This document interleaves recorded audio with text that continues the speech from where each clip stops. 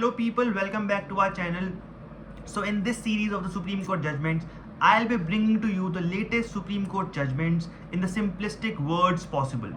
जो भी Supreme Court से नई latest judgment आएगी, I'll try to make a video on the same so that you all can keep yourself updated with the latest Supreme Court updates. So guys, आज के लिए we will be talking about the supreme court judgement जहां पर supreme court ने president की powers को curtail किया है और उनकी पावर्स को लिमिट किया है under article 201 of the constitution. So the name of this judgement is state of Tamil Nadu versus governor of Tamil Nadu. So before explaining to you what has conspired in the court and what all happened in the judgment, I need to tell you किस तरह से हमारे constitution के according laws frame होते हैं, किस तरह से एक बिल आता है और वो प्रेजेंट होता है लोकसभा में, फिर वो पास होता है और वो एक एक्ट बनता है.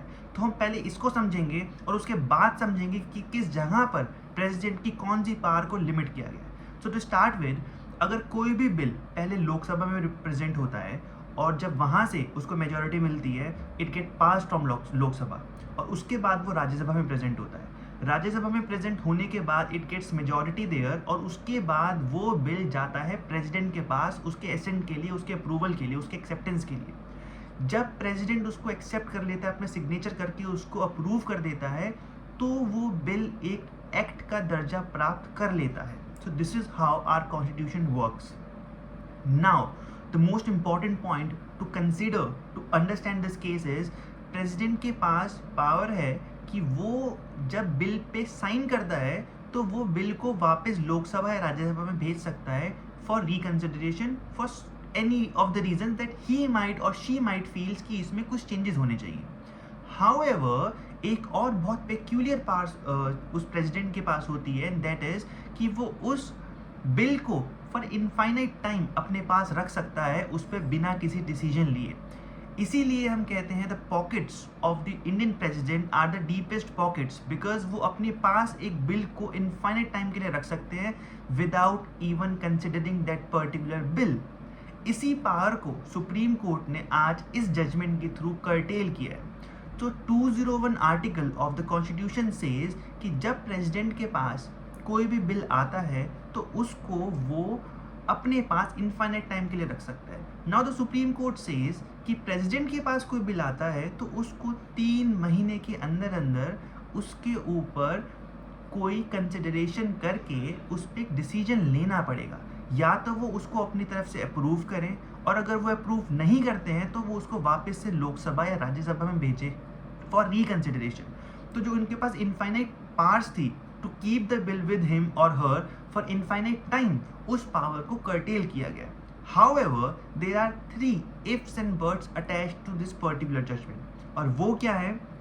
We'll go in sequence. The first one says कि अगर प्रेसिडेंट उस बिल को अपने पास 3 महीने से ज़्यादा टाइम के लिए रखते हैं तो he or she has to give in writing the reasons कि उनको इस बिल को 3 महीने से ज़्यादा रखने की ज़रूरत क्या पड़ी. 1.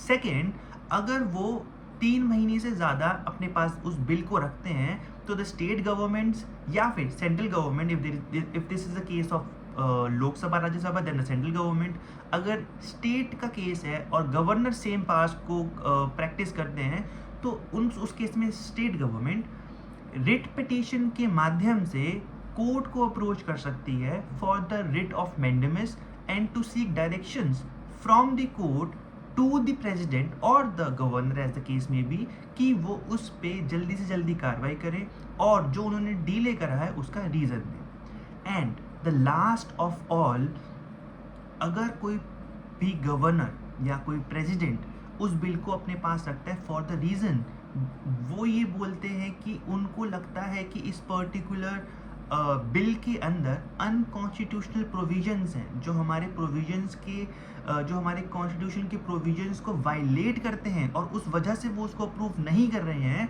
तो president has now the power to approach the supreme court under article 143 of the constitution और वो सुप्रीम कोर्ट की एडवाइस ले सकते हैं उस पर्टिकुलर बिल को वापस भेजा जाए या उसमें कुछ अमेंडमेंट्स करके वापस भेजा जाए या किस तरह से उसको आगे फॉरवर्ड लेकर जाया जाए.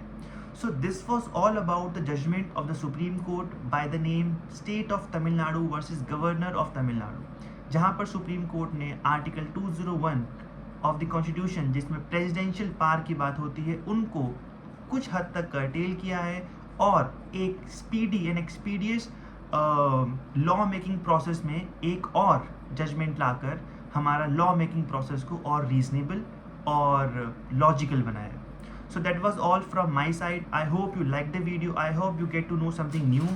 ऐसी ही वीडियोस को देखने के लिए do like my channel, do subscribe और कॉमेंट